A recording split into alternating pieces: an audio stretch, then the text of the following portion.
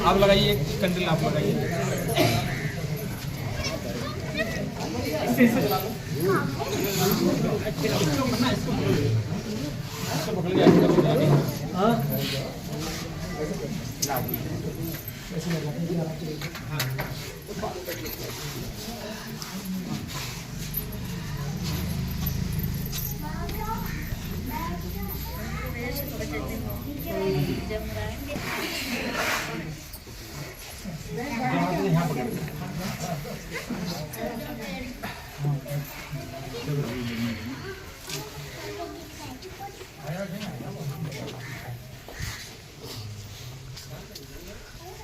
पीछे आ रहे हैं, गाड़ी हुई बुलेरो।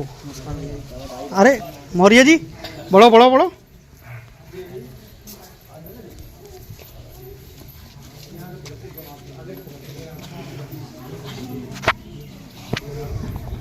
यही संघवाद है। जैसा मैंने आपको बताया, सिद्धार्थ गौतम के पिता सम्राट होते हुए भी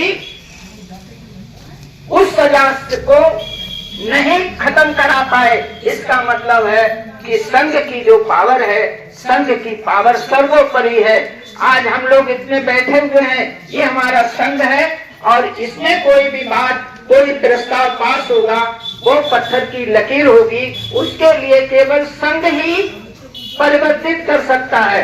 तो संघवाद, हमें इकट्ठे रहना है, और इसके लिए schedule caste, schedule tribe, backward और धार्मिक अल्पसंख्यक में किसी भी तरह का कोई भेदभाव नहीं। चाहे हमारे मुस्लिम भाई हो, चाहे बौद्ध भाई हो, ईसाई भाई हो, सिख भाई हो, या अनुसूचित जाति, अनुसूचित जनजाति के लोग हों, हम लोग सब समर तो है। वो भले ही हमारे संघ के, वो इसके संघ के भाग है कि संघ के सदस्य हैं या नहीं है, वो संघ में आते हैं नहीं, संघ के सदस्य है या नहीं है, लेकिन मूलता क्या है?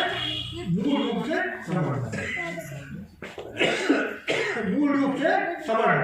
वो जब यह काम करना शुरू कर देंगे, जब यह संघ में जुड़ जाएंगे, संघ में जुड़ करके काम करेंगे, तो हमारे क्या हो जाएंगे? वो सक्रिय सदस्य हो जाएंगे। अदरवाइज वो सारे SC/ST OBC जितने भी हैं और धर्मांतर अल्पसंख्यक, ये सब के सब समर्थ हैं। तो ये सब लोग हुए समर्थ। और केवल समर्थ मतलब इस संघ का मेंबर जो होता है वो कौन बन सकता है? केवल SC/ST OBC और धर्मांतरित अल्पसंख्यक, इसके अलावा कोई भी संघ का सदस्य नहीं हो सकता। क्यों? क्योंकि वो यहाँ के मूलतः प्राचीन बौद्ध है, प्राचीन समर्थ, जन्म से ही समर्थ। तो इसलिए वो चाहे इसके सदस्य है या नहीं है, वो जब जानेंगे तब यहाँ से, जब जानेंगे तब इसको मानने लगेंगे, और जब मानेंगे तो इससे जुड़ जाएंगे। तो इसलिए वो तो समर्थ है। इसके बाद चंदा कभी नहीं, इसमें चंदा कभी, हाँ, इसमें क्या है कि आपने तमाम चंदा का धंधा जो होता है वो हमको बांटता है। चंदे से क्या होता है? हम आपस में बढ़ते हैं। चंदे के बल पर तमाम तरीके के संगठन हैं। वो संगठन क्या काम कर रहे हैं? चंदा आज तक हम देते आए हैं। और चंदा किस तरीके से देते हैं? किसके नाम पर? कभी महापुरुषों के नाम पर चंदा लेते हैं, कभी महापुरुषों की जयंती मनाने के नाम पर चंदा लेते हैं, सभी लोग कभी चंदा लेते हैं आरक्षण बचाओ के नाम पर, कभी चंदा लेते हैं कि हमारे शोषण के नाम पर, कभी हमें स्वाभिमान के नाम पर चंदा लेते हैं, कभी संविधान बचाओ के नाम पर चंदा लेते हैं, कभी किसी के नाम पर, कभी किसी के नाम पर चंदा इकट्ठा करते रहते हैं। और वो चंदे के धंधे ने हमें क्या किया? 29 लाख संगठनों में बांट के रख दिया। आज देश में जितने संगठन है 29 लाख संगठन है। 29 लाख संगठनों में मुश्किल से 4 लाख संगठन ऐसे हैं जो सक्रिय है, बाकी 25-26 लाख संगठन ऐसे हैं जो केवल एक साल में कभी एक बार कोई प्रोग्राम किया, उन्होंने रसीदें छपवाई मोटी मोटी और सबके यहाँ से चंदा इकट्ठा किया, और वो चंदा इकट्ठा करके अपने एक साल का धंधा उन्होंने पूरा किया, उसके बाद खत्म। और क्या हुआ? हमारे साथ सारे हक और अधिकार क्या होते हैं? बढ़े कि हमारे कम हुए? कमी हो रहे हैं। सारे हक अधिकार हमारे छिनते चले जा रहे हैं, और ये चंदा खोर किसी ना किसी बहाने से फिर दूसरे साल हमारे लिए वही पुरानी चीज लेकर के खड़े हो जाते हैं। तो इसलिए हमें क्या है, इसमें चंदा कभी नहीं, चंदा का कोई धंधा नहीं, इसमें चंदा नहीं लिया जाता है। और सारे लोग ऐसे जैसे हम लोग बैठते हैं, केवल जुड़ना और जोड़ना का काम करते हैं, एक दूसरे को जोड़ते रहेंगे, जुड़ेंगे और जोड़ेंगे। जब जुड़ेंगे दूसरों को जोड़ेंगे, और जब जुड़ेंगे तो वहां आगे बढ़ेंगे, और जब आगे बढ़ेंगे तो हमारे हमारे हक और अधिकार हमको मिलेंगे। तो इसमें चंदा कभी नहीं, जाति अभ्यास कभी नहीं, जाति अभ्यास, इसमें जाति का कोई अभ्यास नहीं है, इसमें जाति का अभ्यास नहीं होता। या किसी को कोई भी व्यक्ति आता है तो क्या है, या सारे लोग आते हैं, सारे लोग, हमने कहा तो जाति की भावना का कोई मतलब ही नहीं रह जाता है जब हम पहले से ही समझ है, जब हम प्राचीन समझ है, पुरातन सभ्यता के समझ है, सभ्यता के समझ है, जब हम तथागत बुद्ध महासमर्थ थे उनके समझ है कि हमको जो है जातीय अभ्यास की भावना ही कहाँ रहेगी। जब हमको ये एहसास हो जाएगा कि हम प्राचीन यहाँ के मूल तक हम राजा, हमारे जो राजा महाराजा महापुरुष महासंत हुए हैं, हम उनके वंशज हैं, हम उनके वंश के लोग हैं। यहाँ सभी शासन वंश के आधार पर होते चले आए, यहाँ कोई जाति का काम ही नहीं था। ये तो वो चालाक और लुटेरे टाइप के लोग जो थे, जिन्होंने जातियों की आगे की भावना पैदा की, और उनका क्या था, जाति का अभ्यास तो होना ही नहीं चाहिए, भले उन्होंने कहा और हमने मान लिया। अब हमको क्या करना है, इस बात को हमें मानना ही नहीं है, ये एहसास ही नहीं रखना है अपने मन में कि जाति नाम की कोई चीज़ होती है। तो इसलिए हमको उसको दूर करना है, और जाति मानने से होती है, बगैर वैसे जाति मानने से होती है, एहसास करने की होती है। ये चीज़ ना एहसास करने की होती है ना मानने की होती है, इसलिए जाति का अभ्यास यहाँ कुछ नहीं है। हम सब लोग इकट्ठे बैठे हैं, यहाँ जाति के नाम पर नहीं, समझ के नाम पर इकट्ठे होते हैं। अगर हम इससे बड़ी संगति होती है, संगीति होती है, मान लीजिए 2 दिन की संगीति होती है, कभी दूर की संगीति होती है, बहुत बड़ी संगीति होती है जहाँ पे दूर दराज के लोग आते हैं। जब दूर दराज के लोग आते हैं तो क्या करते हैं, कोई मुफ्त की जगह देखते हैं, विद्यालय देख लेते हैं, अपने लोगों का विद्यालय देख लेते हैं। हम देखते हैं कोई हमारे समर्थ लोगों का ही कोई विद्यालय और ऐसी कोई जगह मिल जाए जहाँ हमारी संगीति हो।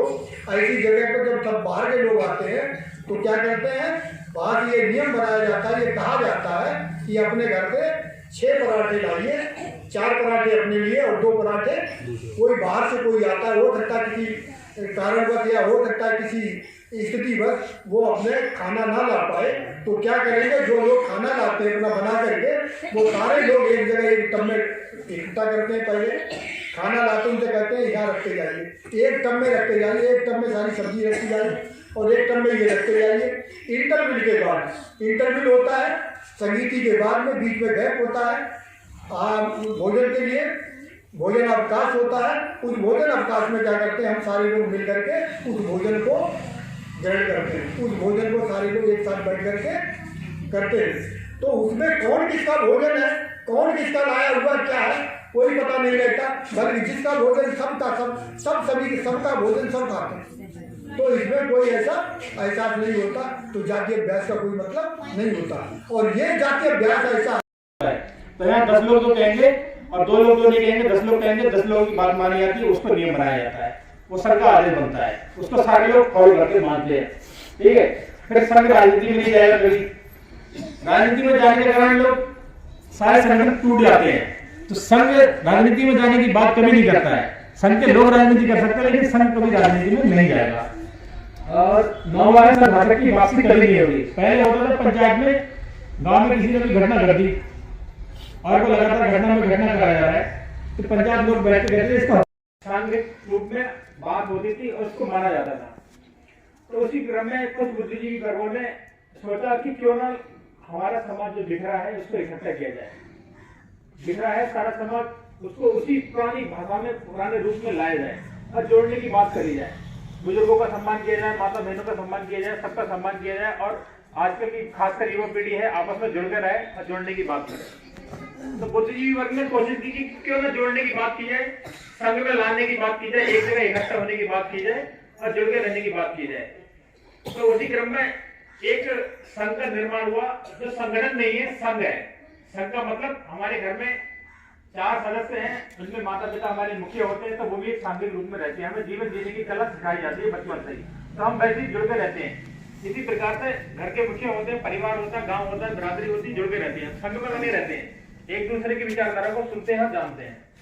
तो उसी क्रम में ये बात करी गई, क्यों ना एक ऐसा संघ बनाया जाए जिसमें हमारे तमाम शक्तियां हैं। हर गांव में 2-4 बुद्धिजीवी लोग होते हैं, मेरे गांव में 2-4 हैं, दूसरे गांव में 3-4 हैं, और जहां जहां के लोग हैं सबको इकट्ठा करके एक संघ बनाया जाए और एक दूसरे की विचारधारा सुनी जाए, मन की बातें सुनी जाए, जोड़ने की बात की जाए। भाई बिखरा में हम देखिए बिखरे हुए हैं, बुद्धिजीवी हमारे लोग बहुत हैं, हम बिखरे हैं हर जगह। हमारे लोग नौकरी में सबसे ज्यादा मिलेंगे, सूर्यकांत से बात की जाए, और नेतागिरी में भी मिलेंगे, थोड़ी बहुत संपत्ति वाले मिलेंगे, थोड़े बहुत नागर और व्यवसाय मिलेंगे, लेकिन एक दूसरे की शक्ति बनते नहीं रहते हैं। हम एक दूसरे के बिखराव में जुड़ रहते हैं, हर गांव में ऐसे हालात रहते हैं। तो संघ का निर्माण करने की बात की गई, तो क्यों ना कहा उसका नाम दिया गया समण संघ। संस्कृतियां 2 होती हैं, समण और बमण, जो आज के रूप में समण का नाम श्रमण दे दिया गया है, बमण का नाम ब्राह्मण दे दिया गया है। ठीक है, तो 2 ये गायन और एक्टिंग में भी बड़ा अपना रोल निभाते हैं, और एक एक्टर एक्टिंग भी करते हैं ये। तो मैं अनुरोध करूंगा समर्थन आप थे सभी साथियों को संगम नमामि।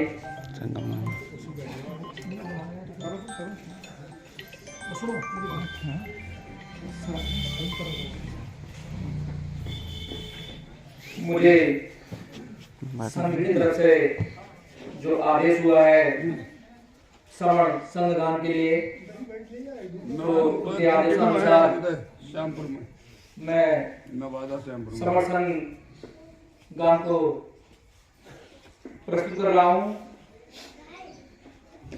सुपटपन्नो श्रवण संघो, उजुटपन्नो श्रवण संघो, जाटपन्नो श्रवण संघो, सीमा चिटपन्नो श्रवण संघो।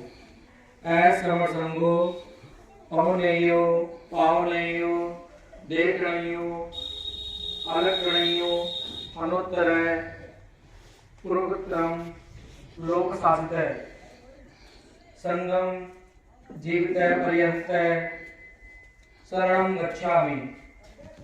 एता संगो अतीता चा ए संगो अनागता, पाचपन्ना च संगो अहम बंधामि संगम। नक्की मैं शरणम अयम संगो, मैं शरणम बम। अतेन उच्चावतेन पवन्तु सबमंगलम। संगम नमामि, संगम नमामि, संगम नमामि। इसका जो हिंदी भावार्थ है, समण संघगान सुमार्ग पर चलने वाला समण संघ, सीधे मार्ग पर चलने वाला समण संघ, विधि मार्ग पर चलने वाला समण संघ, उचित मार्ग पर चलने वाला समण संघ। ऐसा समण संघ, ये समण संघ आहुति देने योग्य है, अपना सब कुछ देने योग्य है, पाहुना बनाने योग्य, अतिथि बनाने योग्य है, देखने के योग्य है, समझने के योग्य है, हाथ जोड़ने के योग्य है, आदर करने के योग्य है।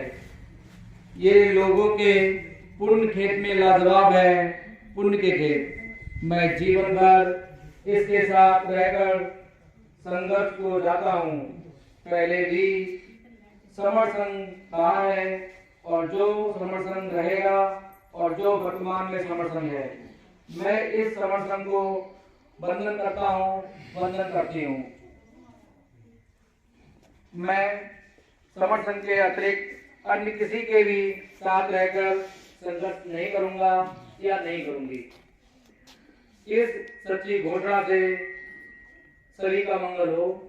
मैं संघ संघ संघ को नमन करता हूँ या नमन करती हूँ।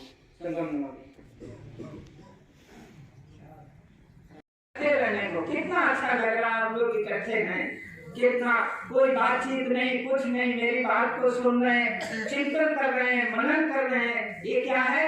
यही इकट्ठे रह करके, यही तो संघ है। और संघ में यही संघबाज है। जैसा मैंने आपको बताया, सिद्धार्थ गौतम के पिता सम्राट होते हुए भी उस सजा को नहीं खत्म करा पाए। इसका मतलब है कि संघ की जो पावर है, संघ की पावर सर्वोपरि है। आज हम लोग इतने बैठे हुए हैं, ये हमारा संघ है और इसमें कोई भी बात, कोई प्रस्ताव पास होगा वो पत्थर की लकीर होगी, उसके लिए केवल संघ ही परिवर्तित कर सकता है। तो संघवाद हमें इकट्ठे रहना है और इसके लिए schedule caste, schedule tribe, backward और धार्मिक अल्पसंख्यक में किसी भी तरह का कोई भेदभाव नहीं, चाहे हमारे मुस्लिम भाई हो, चाहे बौद्ध भाई हो, ईसाई भाई हो, सिख भाई हो या अनुसूचित जाति, अनुसूचित जनजाति के लोग हों, हम लोग सब पैदाइशी समसंग हैं। हमारे घर में जब बच्चे का जन्म होता है तो वो समा के रूप में पैदा होता है, ब्रह्मण के रूप में नहीं होता है। हमारे घर में बच्चा जब पैदा होगा, जब हमें समता, समानता, सम्मान, स्वाभिमान हमें अच्छा लगेगा, तो जब हमारा बच्चा पैदा होगा उसको गोविंद विचारों का पैदा होगा। तो ये जो केवल संघवाद, हमें संघ में रहना है, अपने अधिकारों को सुरक्षित रखने के लिए हमारे जितने संविधान में मौलिक अधिकार हैं उनको सुरक्षित रखने के लिए, समता समानता से रहने के लिए, आगे बढ़ने के लिए क्या जरूरी है? संघ में रहना, समर संघ में रहना। तो ये संघवाद यही हमारे अंदर, और कोई भेदभाव नहीं, ना जाति भेद, ना क्षेत्रवाद का भेद, न किसी भी तरह का कुछ नहीं, केवल समर संघ। शेड्यूल कास्ट है, शेड्यूल ट्राइब है, धार्मिक अल्पसंख्यक है, बैकवर्ड है, इनके हित के लिए हम लोगों को एकजुट रह करके एक विचारधारा को आगे बढ़ाना है, यही संघवाद है। इसी से हमारे अधिकार सुरक्षित रहेंगे। तो दूसरा है पद प्रतिष्ठा मंचमाला कभी नहीं।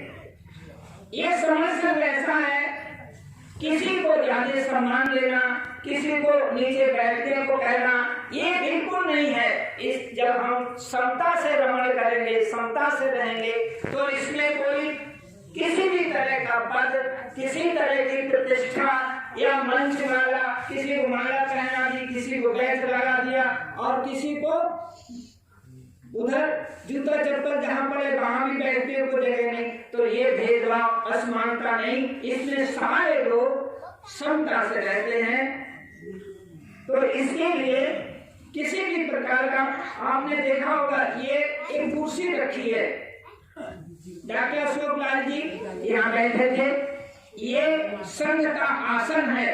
कोई प्रवक्ता आप लोगों में से, हम में से कोई अपने विचार रखेगा तो उसको वो संघ के आसन पे बैठ करके विचार रखेगा, और जब अपने विचार व्यक्त कर लेगा तो वो उठ के फिर वहीं बैठ जाएगा।